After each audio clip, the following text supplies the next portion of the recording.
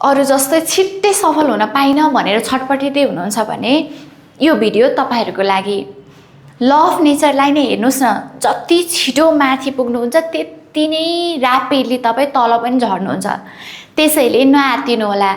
तपाईहरुले छिटो सफलता पाउनु भन्दा अगाडि चाहिँ एकफेर बाँसलाई हेर्नुस् त। एउटा बाँस जमिनमाथि टुसा पलाउनको लागि 5 वर्ष लगाउँछ। के त्यो 5 वर्षमा बाँस त्यसै जमिन मुनि बस्छ होला त? पक्कै बस्दैन।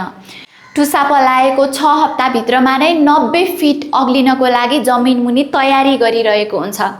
त्यसैले तपाईहरु पनि तयारी गर्दा गर्दै अरु जस्तै छिट्टो माथि पुग्न सकिएको छैन कि भन्ने सोच्दै हुनुहुन्छ भने तपाई पहिला जग बनाउनतिर लाग्नुस्, त्यस्तो सोचाइतिर नलाग्नुस्।